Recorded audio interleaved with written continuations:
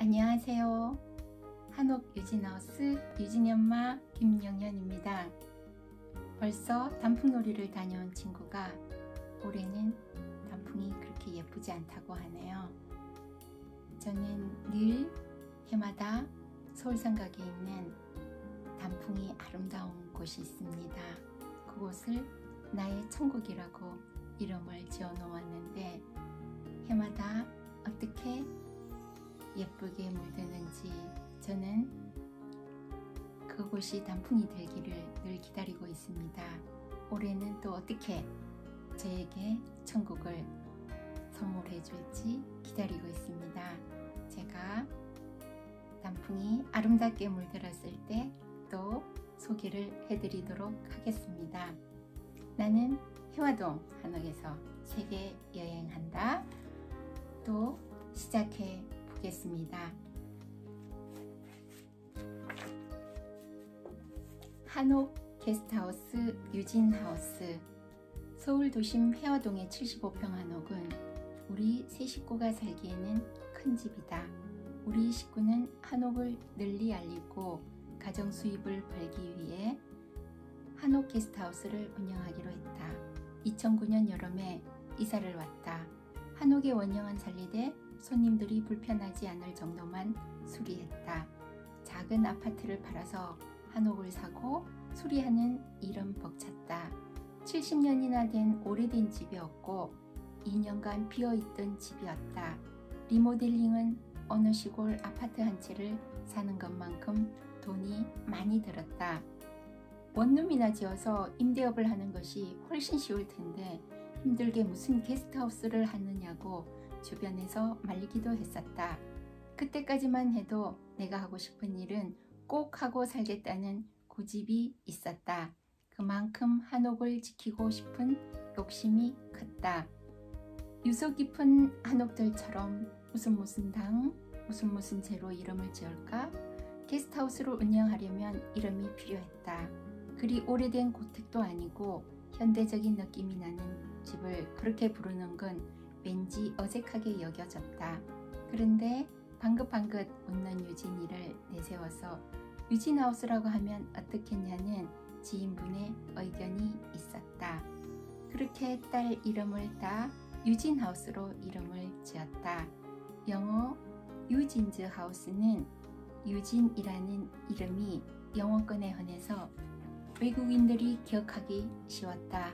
일본어로도 친한 친구라는 뜻의 유진은 발음이 비슷하다. 부르기 쉽고 듣기 쉽고 외우기 쉬우니 유진하우스는 그야말로 최고의 결정이었다. 여태 10년 동안 유진하우스라는 이름을 걸고 게스트하우스를 운영해왔다. 처음 만나는 사람들과 인사를 나눌 때 유진하우스의 유진이 엄마예요 라고 하면 아, TV에서 봤어요. 여기 들어봐서 알아요 등등 아는 척을 해주시는 분들이 많다. 혹시 유진하우스가 좋은 이미지로 알려지지 않으면 어떡하나 싶어 어기소침해질 때도 있다. 유진하우스를 열고 얼마 되지 않아 KBS 1 아침마당에 출연한 적이 있다. 나중에 작가님께 그 많은 게스트하우스 중 왜 우리 집을 선택했냐고 물었다. 내가 사전 인터뷰 때 이야기를 잘해주어서 그랬다고 한다. 전화상이라 편하게 말했을 뿐인데 아마도 작가님이 좋게 보신 것 같다. 방송은 한옥 게스트하우스 운영자들의 별난 세상, 멋진 인생이라는 테마로 진행했다. 이금희 아나운서와 김재원 MC가 사회를 받던 때다. 개동의 우리집 게스트하우스, 안동의 수혜당이 함께 출연했다. 패널로는 김학래 코미디언, 임수민 아나운서, 남상일 국악인 세 분이 나오셨다. 아침 8시 25분부터 9시 30분까지 진행되는 생방송이었다.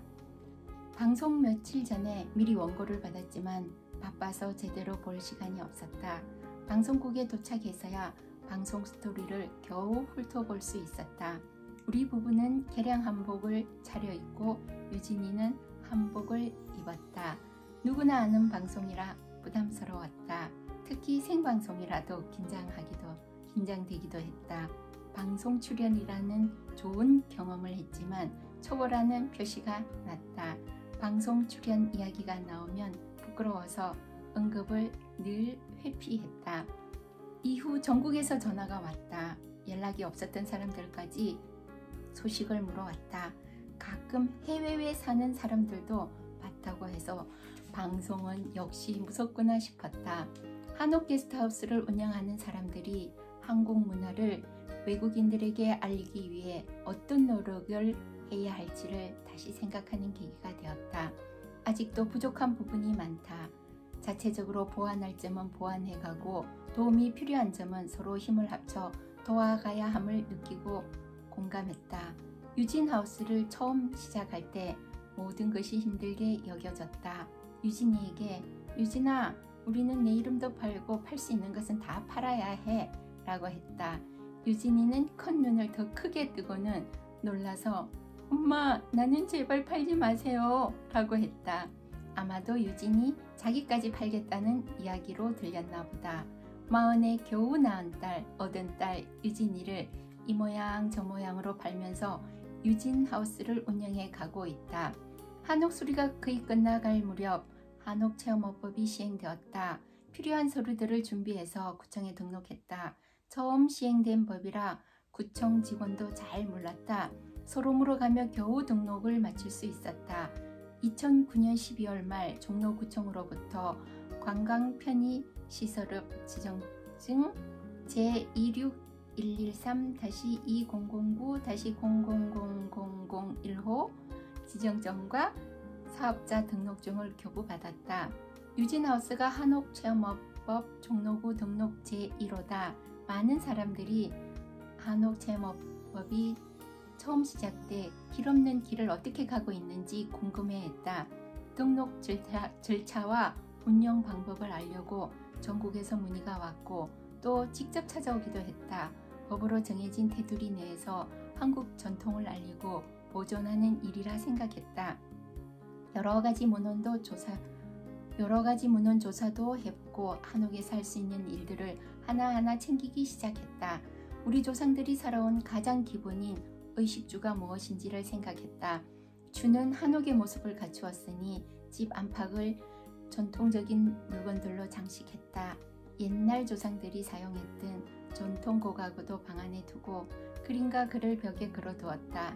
마당에는 장독을 비롯한 민속품들을 놓아 예스러움이 느껴지도록 했다. 그리고 의와 식으로 내용을 담아내야 했다. 우선 의는 우리라도 개량 한복을 입으려고 신경을 썼다. 외국인들도 체험할 수 있도록 전통 한복부터 지금 유행하는 패션 한복은 물론 두루마기, 혼례 한복까지 다 갖추었다.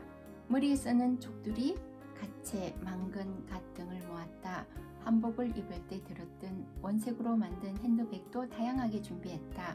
고무신과 비단 꽃신까지 한복 대여점을 차리고도 남을 만큼 많다.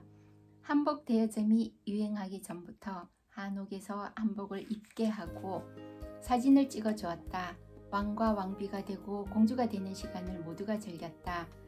드라마에서 본 상국 모습도 재현했다. 머리에 쓴 가채가 아무리 무거워도 모두 아랑곳하지 않고 사진을 찍는 일에 열중했다. 식으로는 한식 스타일의 음식을 준비하려고 애를 썼다. 매일 아침죽을 바꿔가면서 끓였다. 반찬도 친정엄마가 보내준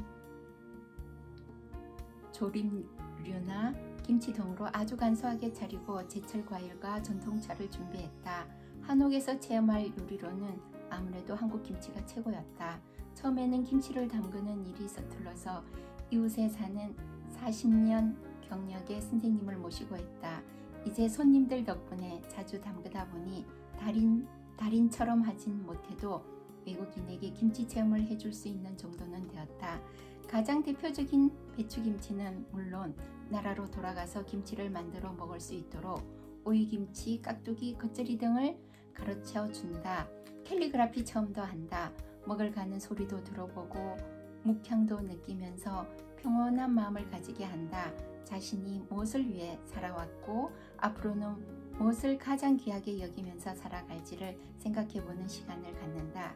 이곳에 살면서 나는 생활 태도, 말과 행동 하나하나에서 다시 만나고 싶은 사람이 되고 싶었다. 또 오고 싶은 한옥이 되려고 애썼다.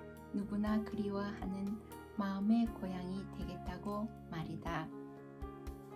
우리가 그때 KBS 1의 아침마당에 나갔던 사진이 있습니다.